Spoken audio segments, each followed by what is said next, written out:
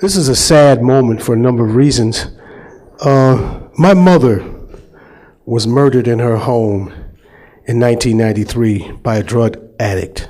I only say that to segue into what I'm going to now say about 20 children who were murdered at a school.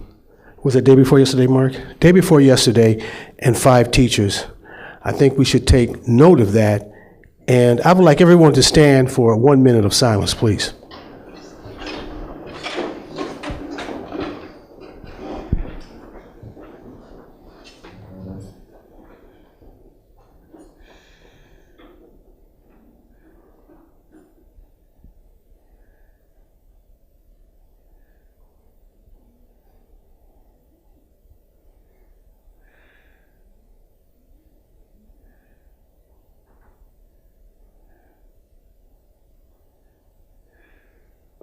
Thank you very much. Gun violence in the United States has reached a level that's intolerable, and something must be done about it. It's literally a country at war with itself. Too many people have died as a result of gun violence. On an average, 25,000 people a year die of gunshot wounds, and those people, that 25,000 plus another 60,000 or so are wounded. So almost 100,000 people are either die or are wounded in gun-related incidents. We have to also address those questions. And while you're having your dinner and while you're listening to the discourse here between Ambassador Schneider and David Soul, we should think about that and think about what we can do together to address this issue. Thank you. Mark?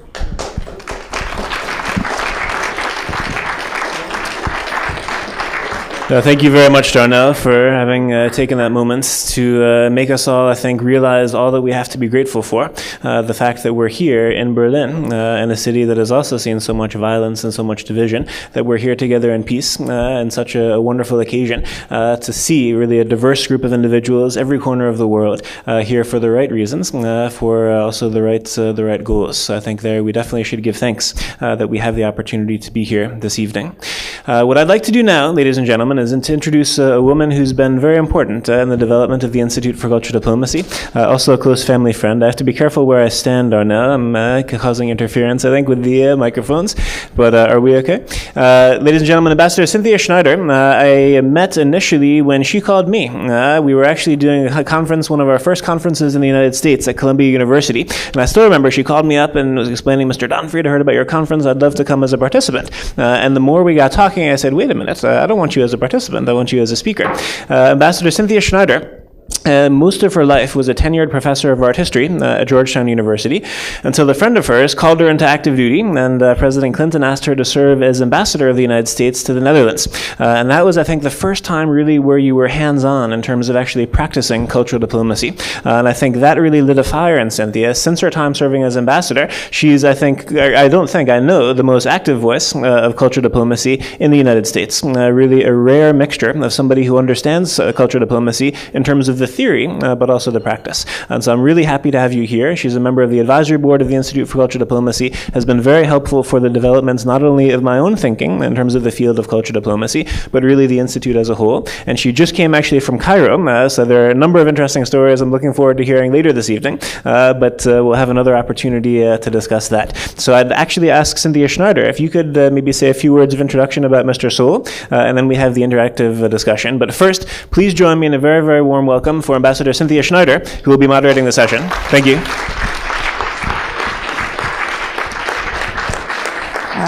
Thanks so much, Mark. It is great. It's always great to be back at the ICD, and you always have the most amazing people here who I'm so excited to meet. And I always say, but how did you do that? How did you get these people? And you always say, well, I just asked. And I applaud you and the whole team for that, because you do just ask and people come. So congratulations to you for coming back, David Soul, to what I understand is basically almost like a second home to you. You have several second homes, I think, and we'll talk about all of them. But maybe let's just begin I'll give a brief introduction of who you are, but then I want to go back to the beginning of why Berlin is a special place to you, and then we'll go back through. But as many of you probably know, David Soul is renowned as a musician and as an actor, both in television and in film in the United States, but I think elsewhere too. We know him particularly as Hutch of the famous Starsky and Hutch, really the seminal detective television show, which now has spawned so many programs. It's certainly the most popular genre in the world. But this was the seminal one, and now young people know it too. It received the ultimate tribute, which is imitation in the form of flattery, in a recent film done in 2004 with Owen Wilson and Ben Stiller doing their own retake on Starsky and Hutch. So everyone, I have to ask you how you feel about that, but everyone is very familiar with this now. But of course, you've gone on to do many other films also involving many other countries, and we'll talk about that. But why don't you begin by telling us something about what Berlin means to you? You know, it'd be a lot easier if we had two microphones here. Can we get it? Is another one coming? Good, because she may want to interrupt me, you know.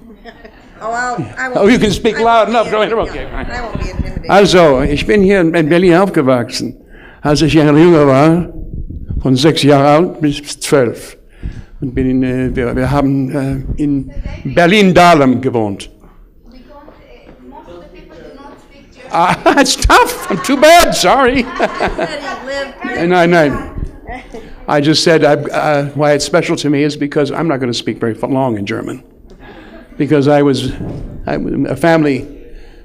grew up from age 6 until 12 here in Germany. My family came in 2 weeks after the airlift in 49, and we were here until 56. My father worked with the refugees, the Flüchtlinge aus dem Osten, out of the East, fleeing into Berlin. It was the real Casablanca, you know, people coming into Berlin to exit to the West. His job was just twofold. One is a kind of undercover information man, and he would report to the U.S. Commission. And secondly, he worked with the Lutherische Feldbund, the Lutheran World Federation, which was a refugee relief organization that worked with both churches and with people to put families back together and to also administer aid and help in a place called Marienfelde here in Berlin. And we lived in Berlin-Dahlem. So in one sense, ich bin ein richtiger Berliner. You know, it's very special. Also, that's two. Yeah, well, it's going to be working in a minute. Oh, it's not working yet. It will be in a minute. So welcome back to Berlin. You heard from my own background that I was trained as an art historian, wrote books on Rembrandt, and now all I want to do is to go to protests in Cairo. So I also believe that life can take, you know, strange paths and happen in unpredictable ways. And you, as I understand it, didn't exactly start out to be a television actor. Why don't you give us a sense, because I think it'll be inspiring to a lot of the interns and the young people here, of how life can lead you in very interesting paths as long as you're receptive to it. You have to be receptive. So give us a sense of how you ended up eventually as Hutch. Oh my goodness, what was that? This is a kind of a long story, but I'm going to try to keep it simple and to the point. My dream was to follow in my father's footsteps, as it is for a lot of young people who have that opportunity. Some people don't. But mine was. I wanted to teach history, political science, and I wanted to go into foreign service. That's what my father did. But I was also gifted as a sports player. I played baseball, and I had a contract with the Chicago White Sox to pitch. Really impressive. That is really impressive. And but I decided I decided to go to University of the Americas, Universidad de las Americas, in Mexico City, and to the University of Mexico to study Latin American social political history instead. What a choice. Academics over sports. It's okay. And so I went down following my dad, who was teaching junior diplomats in Mexico at the Colegio Americano there. Now, first thing I had to do was learn Spanish. So my brother and I went to an institute, Spanish institute in Mexico City, in an area called the Pink District. No relation to prostitution or anything, just a Pink District. And there was a series of a lot of cafes and art galleries and things like that. And there was one there called the Toulouse-Lautrec. And the Toulouse-Lautrec was run by an Egyptian who had been run out of Nasser's 1956, run out of Egypt, and had come to Mexico City and set up this art gallery and coffee house. Now, my brother and I happened to be there downstairs one Thursday night, and there was a table full of young men over there, and they were arguing and talking loud and making, passionate, talk. And that was kind of upsetting in a way, but not really. I just sort of watched it happen, listened to it. And eventually, we had over a couple of beers, my brother and I. Eventually, they stopped talking and pulled out their guitars and started singing Mexican folk songs. Well, this was just incredible. Well, a couple of weeks went by, and we ended up coming to this place. I asked Alex, who ran the place, what are they doing down here? Well, these are the students from the University of Mexico. Some of them, many of them professional students, because they're trying to get what's a better word than undermine, I suppose. They were overthrow. Probably. They were rebels, wanting to overthrow the government policies there in Mexico that allowed imperialist countries like, gee whiz, guess what, like the United States, from coming in and controlling their subsoil rights and so forth and so forth and so forth. And who were we? We were a couple of blonde Yanks sitting over in the corner. I said, wow. Well, one night we came down there and they had their meeting. They were strategizing, their strategy meeting. And afterwards they pulled out the guitars and started to sing. And because we'd been sitting there for 2 or 3 weeks and appreciating their music, they went, come. We came over and we sat down at the table with these guys. And they pulled out and they started to play the music for us. And it was heaven. It was amazing. And week after week went by. We must have been there for 7 or 8 weeks. And eventually, one week, they brought me a guitar. And they gave me my first guitar. And with it taught me the rhythms and many of the folk songs of Mexico. And with that, I hitchhiked back to Minneapolis, Minnesota, right in the middle of summer, not having... That's a long way to hitchhike. I know, but that's where up through what they said was bandit country in northern Mexico. It wasn't drug time, and it was bandit country.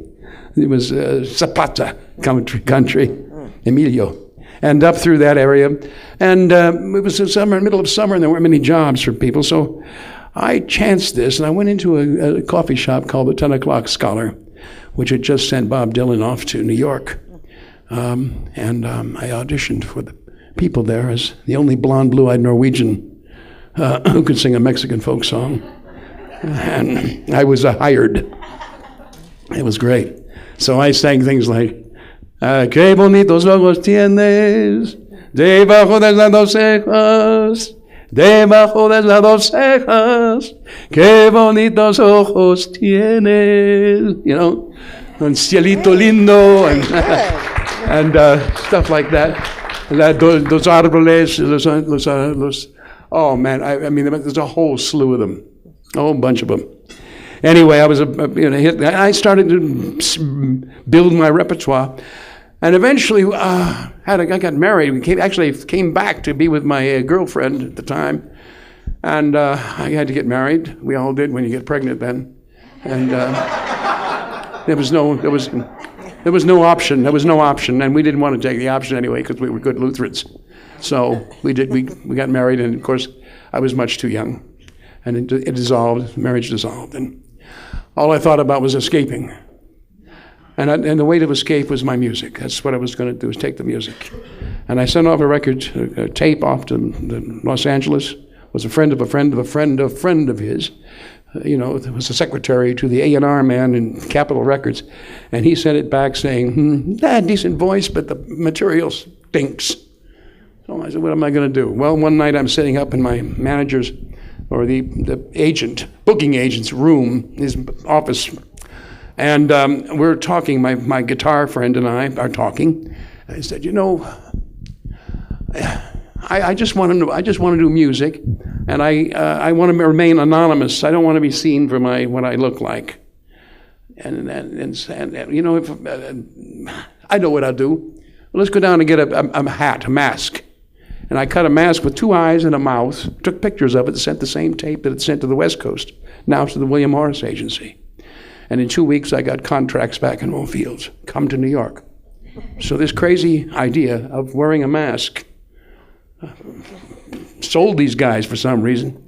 And for the first 4 months that I was in New York, no one saw what I looked like.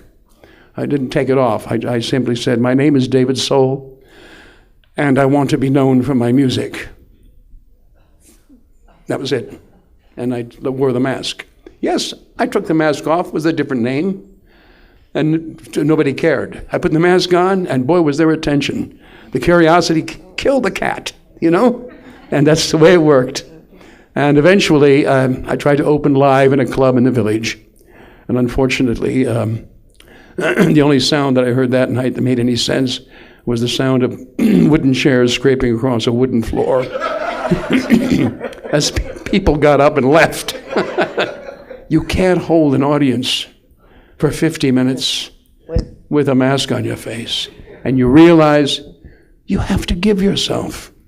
You have to give yourself to people. When you perform, when you are in service, public service, you have to risk yourself.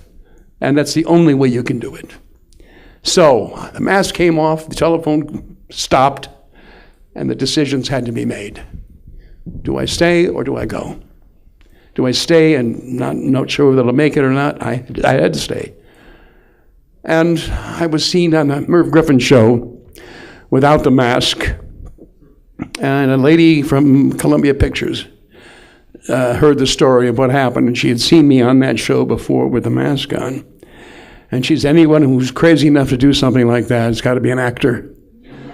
So she called me up, and I went in and auditioned for her in a play by Christopher Isherwood called I Am a Camera, which was the basis for Cabaret.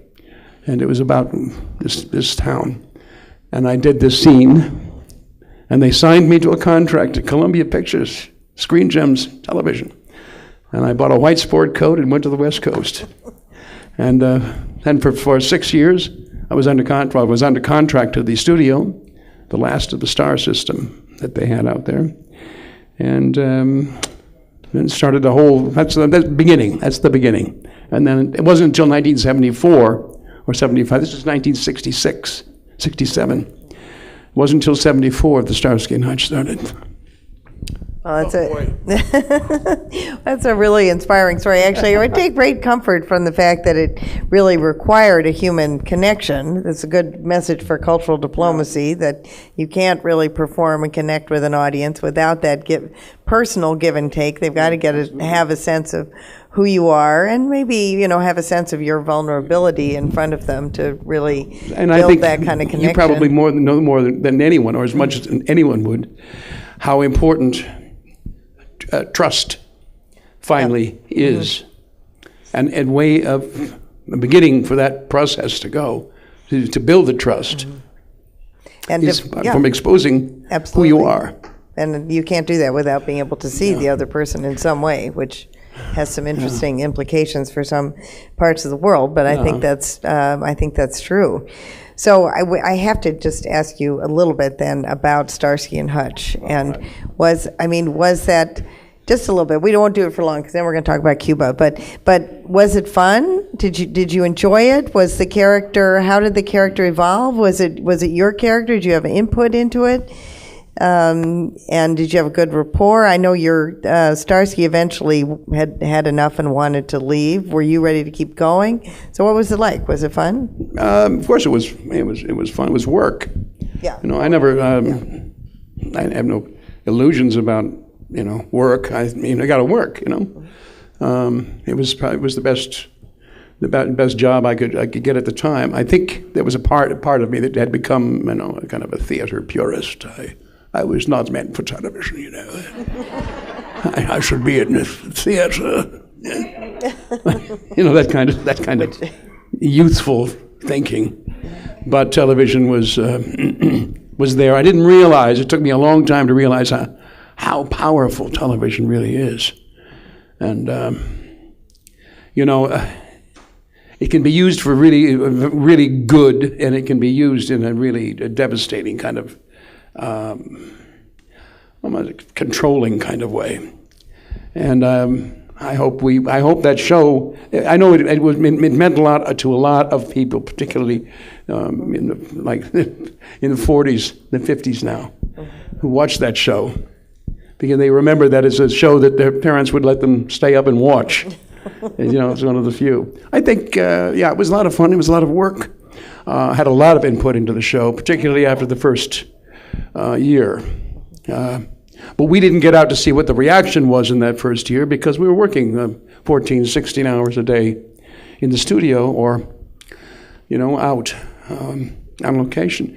So when there was a break and we finally got out and met the public and so forth, it was just, wow. And I wasn't prepared for that. Wasn't. And what do you? And that is an excellent point. I don't mean to say, oh, gee, making television, that's fun. I know my friends who work in the field. It's just when they're shooting, just forget it. You can't. They're just gone. They might as well be in Antarctica because it's just 24/7 undertaking. But what do you think it was that people liked so much about the program? The camaraderie between the two of you, the sort of good guys getting bad guys. What part of it do you think? I think they like most the car appealing? most. Oh, the cars! I forgot about. I am such not a car person. I totally forgot about. No, the I cars. think the key to the cars. longevity of it was obviously the relationship between the two of us, and we found a tempo rhythm together, and trust is what we found together, and so it wasn't never a one-upsmanship. It wasn't like trying to outdo the guy, Yeah, we just bounced off each other, and we'd improvise a lot of our dialogue. As long as we told the story, we could do what we wanted.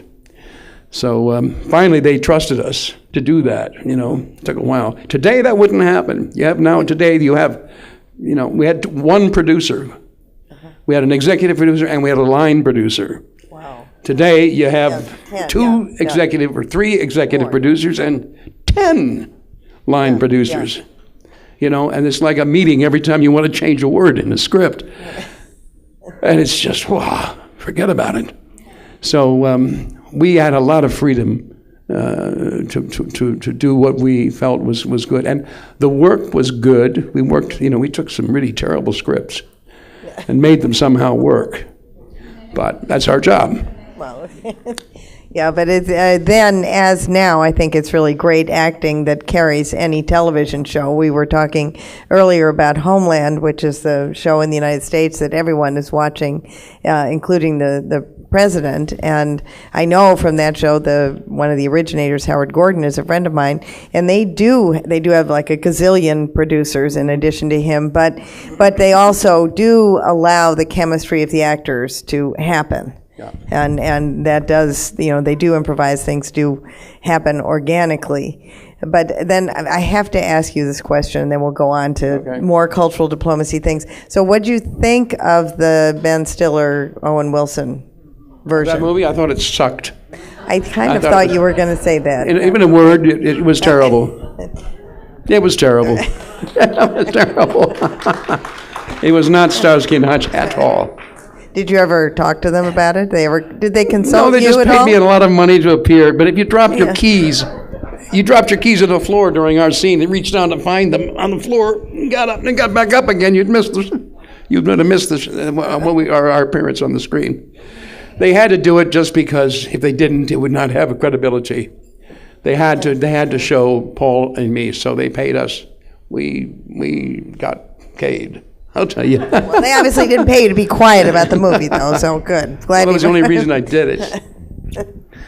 Well, it seems kind of inevitable, but so then after that, you did go to the stage in London, and acted for a decade or so, or longer. Well, I've been now living. Well, I've done 6 television series. I mean, so after Starsky and Hutch, I've done several more series, and a lot of different movies and stuff like that. And finally, just got fed up with Los Angeles. I lived there 27 years, and it just didn't serve the spirit. It didn't serve the soul. No, I don't think it makes that claim. No. Well, it doesn't, and it just doesn't. And it's more and more, it became a town of who you know and what was your last picture. Yeah. And I had to get out. And I had an offer to go do a play in New Zealand, which I took. And I took the Blood Brothers there, and then took Blood Brothers to Australia, and then got an invitation to go to Paris, and went there and did several films in France. And then theater called in England, and I'd always wanted to go and do theater in England, and so I went there. And I've been on the stage quite a bit. Met my lovely wife there, Helen. Helen?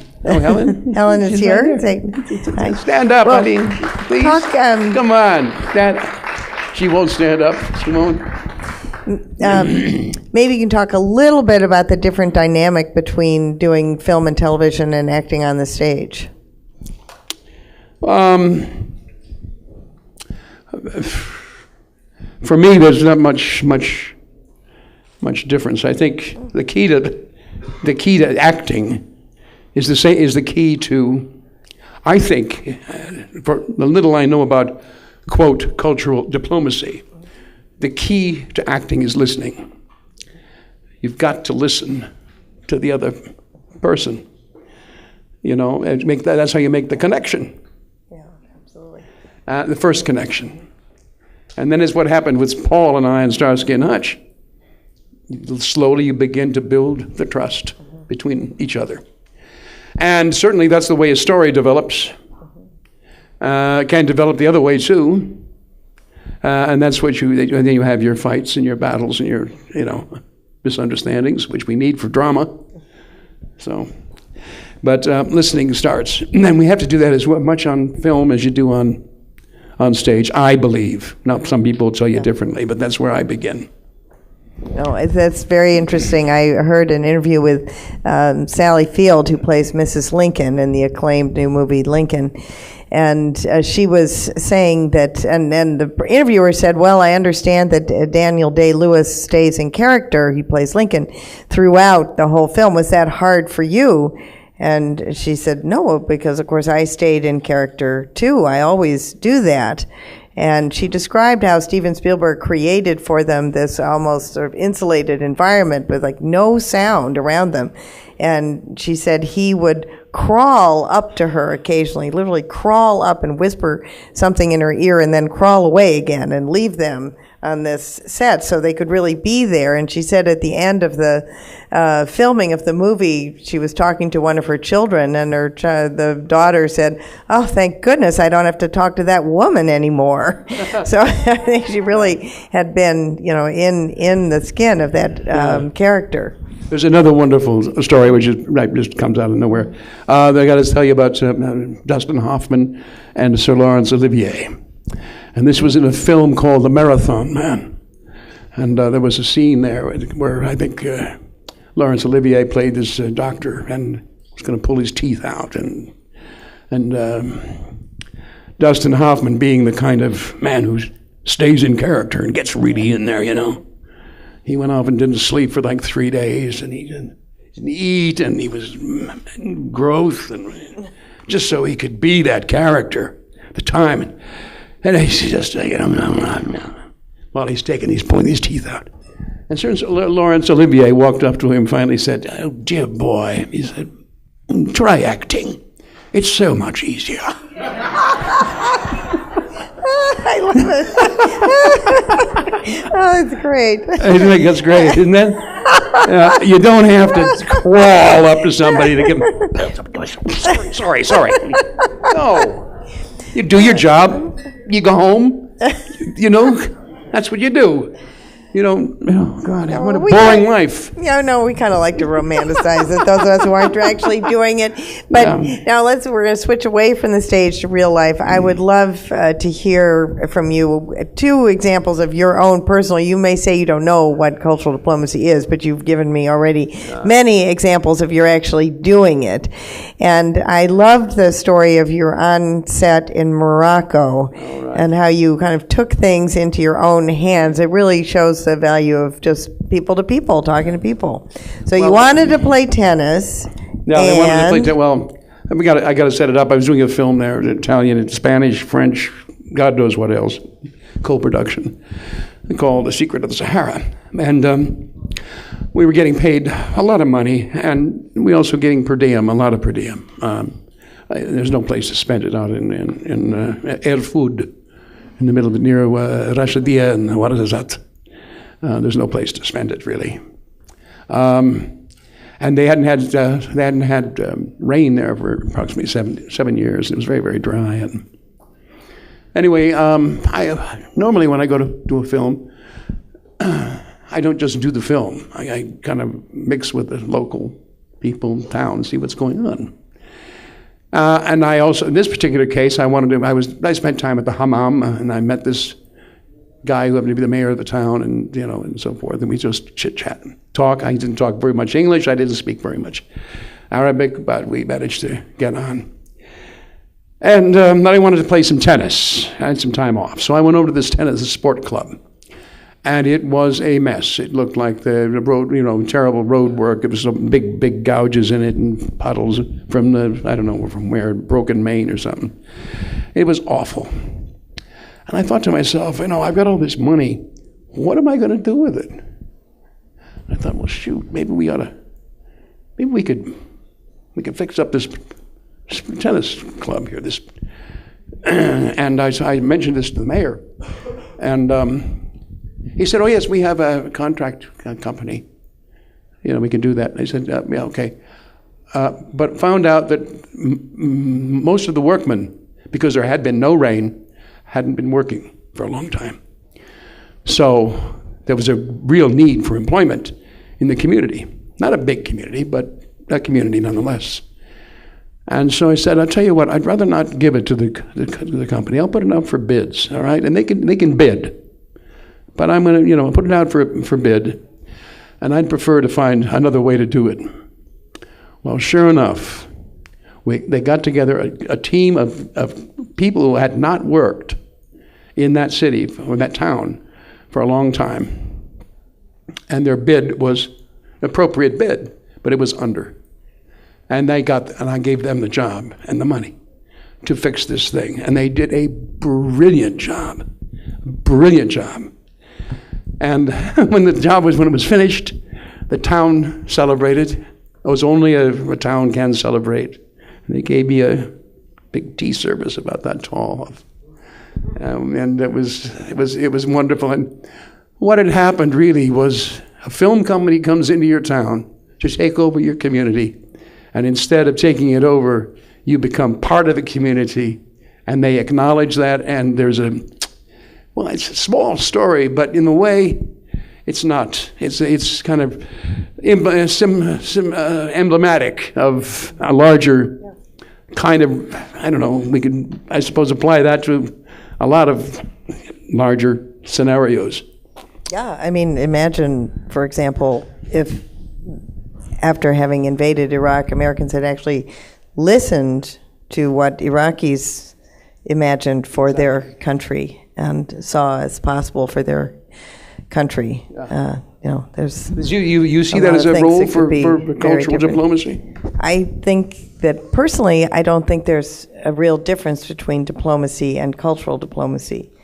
We make that difference, but I don't think it really exists. And I do think today, to be effective in diplomacy, you have to rely on soft power, the power of interacting between people and listening to what people are thinking, instead of hard power, military power. We've tried that. Look how effective that has been. But unfortunately, most countries still make the distinction.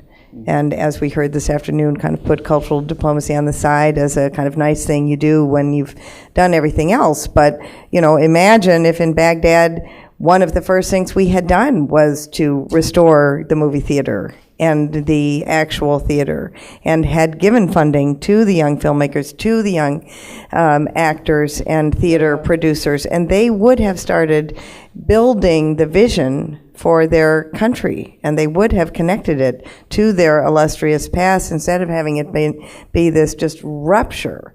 I have a young Afghan friend who's a filmmaker who wrote this much more beautifully than I can ever express it. He wrote to me and he said, our history is like a mirror, and we need to be able to look into that mirror and see ourselves in order to be able to go forward. And in that mirror is our music, our film, our literature. But our mirror in Afghanistan is broken into so many pieces. And we need people to help us put those pieces together so we can see ourselves. So I think that actually is diplomacy, although we insist on saying, no, it's men in suits around a table signing treaties. Right. That was last century. But I'd like to take you to one more place and then let people ask you questions. I'm sure people have questions. I'd like to take you to one more place, which is Cuba. Mm-hmm. And I understand that you got UK citizenship just so that you could go to Cuba more easily. And what is it that you find so interesting in Cuba? Well, it wasn't exactly, that's not exactly the reason, but it's a nice way of putting it. Cuba's already been a dream of mine since I read The Old Man and the Sea many, many years ago, and Hemingway, of course, was a literary hero. And unfortunately, as we all know, the barricade, the blockade, the embargo didn't allow Yanks to go there, which really pissed me off and really made me angry. After spending a number of years in England, I was able to get, first of all, get residency, and then got a UK passport. And the first place I wanted to go was Cuba. And my wife Helen and I went there. I was invited. I managed to go as an invitee to give Eliares Ochoa, the youngest member of the Buena Vista Club, social club, an award for his contribution to world music at the Karl Marx Theater in Havana. And if that isn't a strange irony of me, a Yank, going down there to give him an award in the Karl Marx Theater, it's sort of, well, anyway, that started the beginning of a love affair. Now, you may not know, but Hemingway lived in Havana for 22 years before he died. And they have a museum there which is lovingly kept very much as Hemingway left it. And I made a visit in one of my subsequent visits to Havana, to Cuba, because we've gone back several times now. And I went out to the museum and went through it. And the director took me from room to room and said, well, this is where he did this, and this is where he did this, and this is where they slept, and this is the blah, blah, blah, blah, blah, blah, blah. And this is the dining room. And up on the wall there was a painting by Jean Miro called The Farm. This was Hemingway's favorite painting. When he died, his wife, Mary Welsh, gave the painting to the gallery, National Gallery in Washington. And the wall has been vacant since that time, many years ago. And there's still a stain there where the picture was, Anyway, and I said, oh, that's interesting. And I went back to London, and I thought about it for a while, and picked up the phone and called the National Gallery, now being a British citizen, yeah? And I said, listen, here's the deal. And I kind of explained it. And I said, is there any chance that I can get a hold of a 35 millimeter slide of Jean Moreau's The Farm? Oh, yeah. The guy said, sure. I said, how much? Oh, I think it'd be a lot. Oh, $50. I said, could you send it to me, please? And he sent it, and it came in the mail. And my wife, who works in marketing, has several printers she works with, and took it to a printer and put it on to shoot it onto canvas. Got the thing back from the printer, rolled it up, gave it to the Cuban ambassador, who happened to be a friend, Cuban ambassador to the UK, who was on his way back to Cuba. He put it in a tube, brought it back to Cuba, gave it to the Ministry of Culture. The Ministry of Culture gave it to the museum. They framed it, and today it's on the wall. And it was just it was such a, yes, it really felt good. Well, we were there just this past September on a holiday, and we always pay our respects to Ada Rosa and Gladys, our favorite Cuban ladies.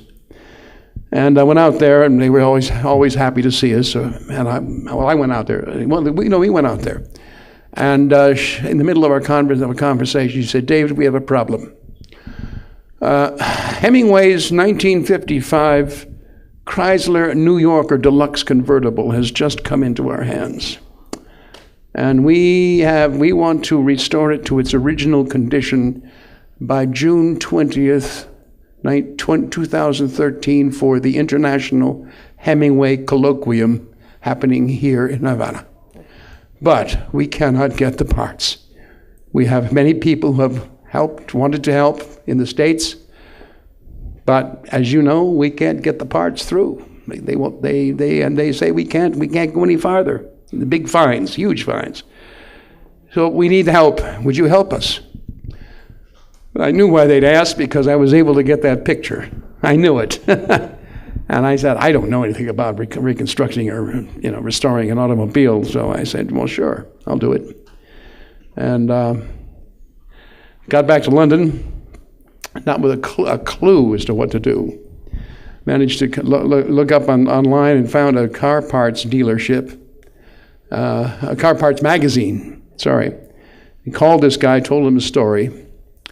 And he flipped and decided to put this story in 10 consecutive issues.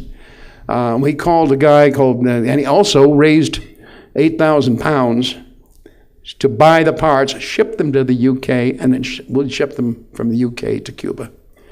So that's what we're doing now. And when I leave, I just got back on Monday from Cuba.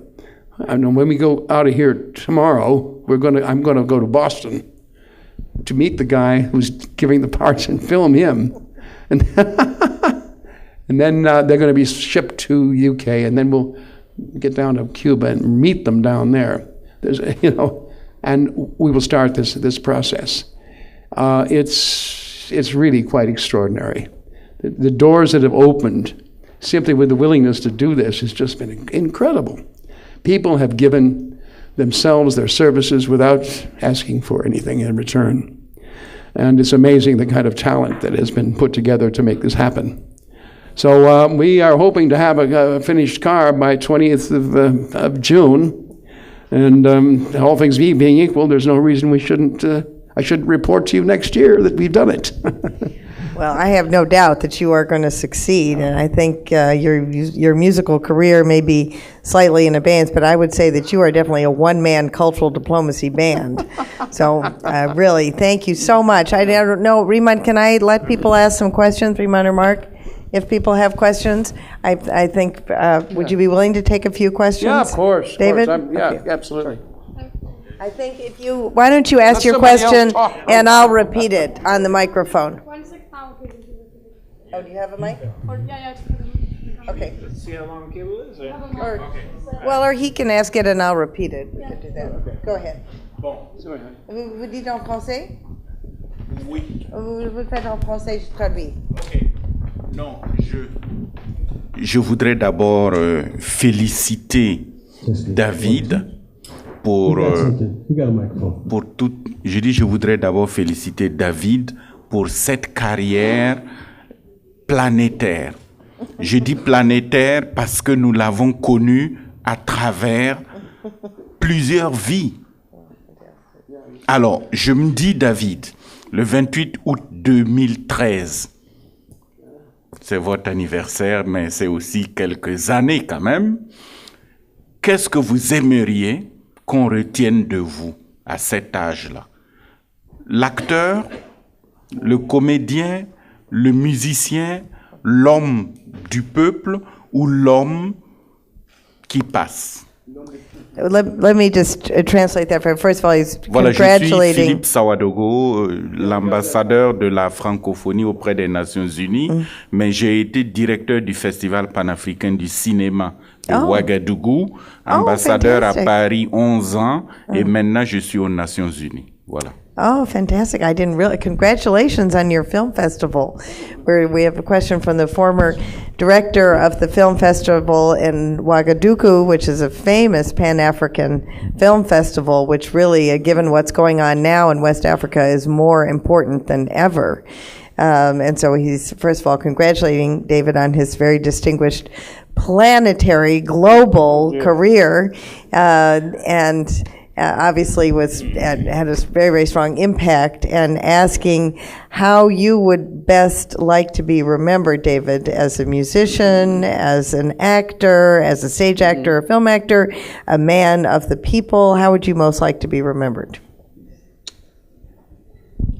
I don't know that I have any particular desire. I think probably not less as an actor singer, although I am grateful for the opportunity to do that and to entertain people, if that's been the case. I think mostly I'm just crazy about finding ways of communication, of communicating with people. Listening to them, listening to their stories, sharing in their lives, if possible. I have moved so many places around the planet and have met so many different kinds of people and different nationalities and races and religions and everything else. And this is the kind of communication that I love. And I think as a communicator, I would probably rather be remembered, if anything. Well, I have a feeling you are going to be remembered as a global communicator for sure. Thank you. Merci pour votre question. Do we have any other questions? I think everybody wants to eat. That is possible. Darnell, okay. Yes, I'm not 50, I'm 65, and I used to... I'm 69. I used to watch the program too, of course. One thing that I noticed, one phenomena that occurred in a suburb of Detroit, where I live with my parents, was the fact that the Inkster Police Department, they had a vehicle strangely resembling the car that you and Starsky rode in. Now, was there a moment in your life where you saw the impact of your characters? What's this guy, Huggy Bear and Starsky and Hutch, where that was kind of like emulated, in society itself? I think that it was the police chief, police captain in Cleveland, I believe, was the first black police officer, and it was modeled somewhat. The influence came from, I think, from Captain Doby on Starsky and Hutch. It was very important, that relationship that we had with Doby. It was not a, how shall I say, it was not especially race conscious. He was the boss. He was the chief. And you could talk behind his back, because we did a lot. But at the same time, what he said goes, and it was very important And it was important for Bernie Hamilton as well. We had these, that the role that he had was not based on I am the first black police captain, that kind of thing. It was that I am a police captain. And the other side of the coin was the street, was Huggy Bear, and that wonderful term that came out of it, the word on the street, man, the word on the street. That came from that? That came from Starsky and Hutch. The word on the street, man. What is it? And that was Huggy Bear. And he represented a whole other culture, a black culture. And the two of them, police captain and Huggy Bear, did not get on very well. But he for us became our conduit. And so there was a respect for what he gave us. If we had a problem, maybe it was a bit Deus Ex Machina, but if we had a problem, we went to Huggy Bear. He'd sort it out for us. Just to follow up, Yeah. you did, for want of a better term, you did a film with a Cold War theme. Could you expound on that a little bit? World War III. I think they're probably tired of hearing all this stuff. It was World War III. Nobody's tired of hearing him talk about his experiences, are they? World War III was with Rock Hudson and Jeroen Krabbe, and that was based on I don't know what it was. It was on wheat, wasn't it? Based on wheat. There was starvation happening in the Soviet Union at the time, and the United States was withholding its reserves, and we reached a detente. What do you call it when you Detente. Not a detente? No, not a detente. Came to a precipice. We came to reached a... Yeah, we came to an impasse. Thank you. Something like that. Not unlike what happened in the Cuban Missile Crisis. And it was either you supply the food for us or we will attack you. And they came in through Alaska.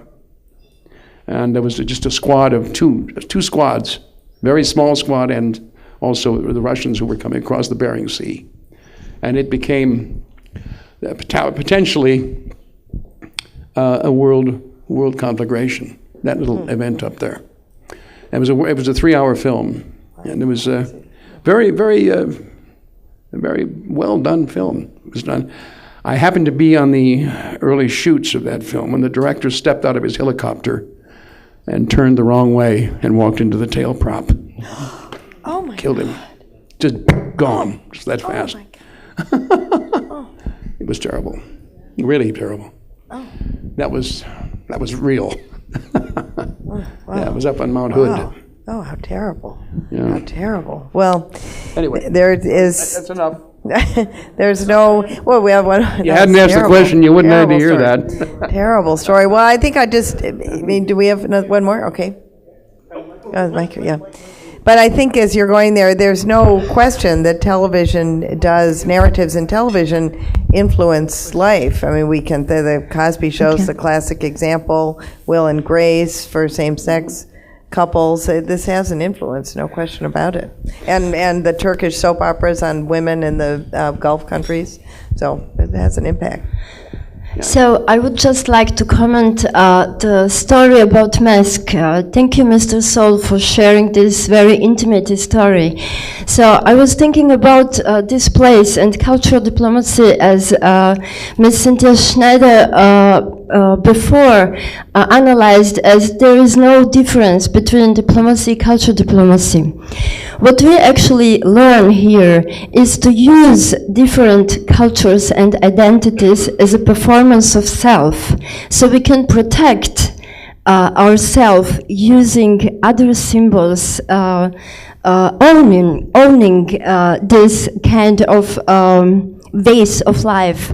And I think it's the greatest benefit to understand the culture in that way, because it's not a mask which which is cheating. We don't protect, we just use a different way, and we allowed to ourselves to share this. It's not monopolized, for one. And this is a kind of plurality which I recognized in your story, which is in another direction, but it's the same way. We can also use another symbols and differences to protect one piece of our identity and to be more than one.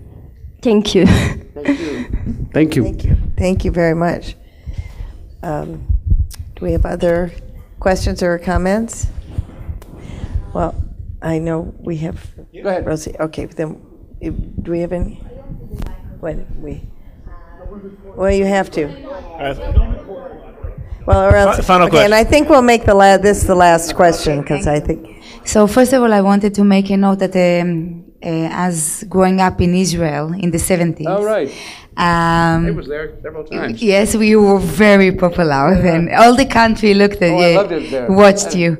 So first of all, I wanted to make a comment that America did it through you. You know, the cultural diplomacy, the use of film and TV and music and as cultural diplomacy, really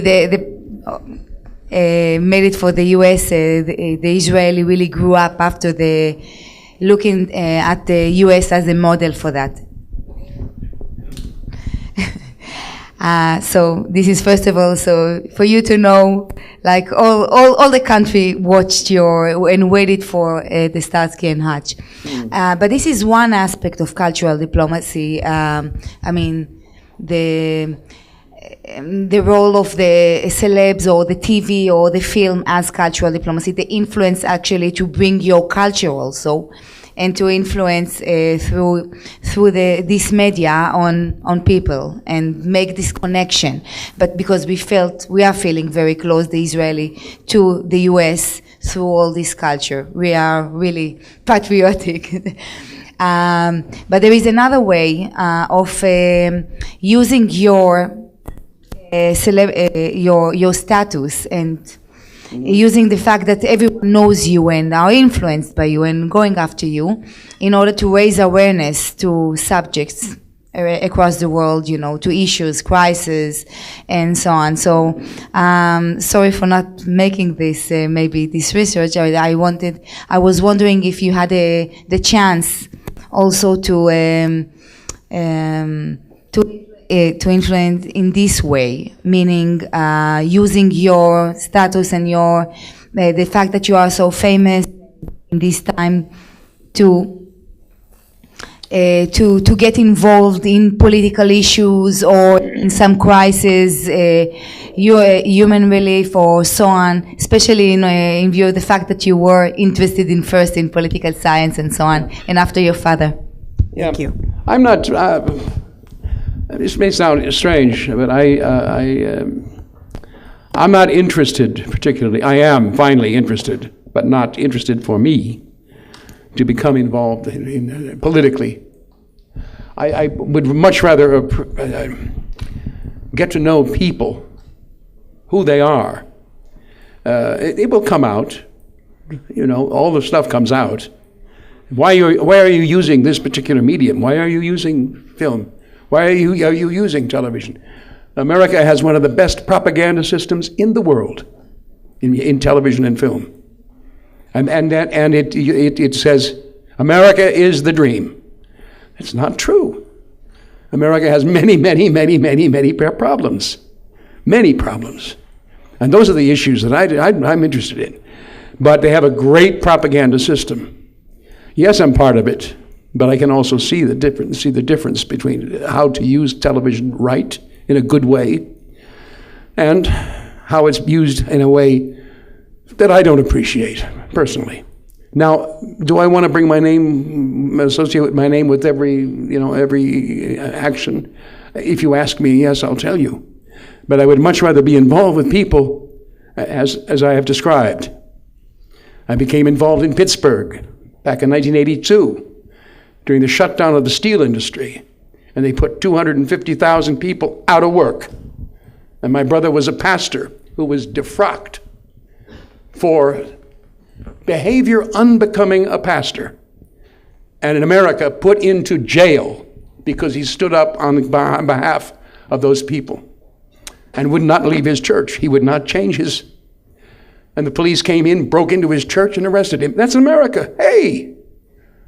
You know, and that's, for me, that is a real double standard. It's like this thing about the blockade. The embargo makes me livid, makes me really angry. Ernest Hemingway, literary legend of America, baseball, the number one sport in Cuba and the number one sport in America. American cars, 1 out of every 6 on the road. Music influenced both ways. Cuba to America, America to Cuba. All these wonderful human kind of things. And you guys can't get your act together? You think there's a threat? What are you talking about? The only problem that Cuba has now, the real problem, is its infrastructure. It does not have the infrastructure to handle suddenly pulling up the embargo. But little by little, it must allow that to open a little by little with the help of the United States. It needs to support that country. And it's gone far enough now. It's pointless. And I want to deal with issues like that. And that's what I hope that this story of Hemingway and the restructuring, the rebuilding, the restoring of his car can become symbolic. And in that way tell the story of my feeling about the embargo.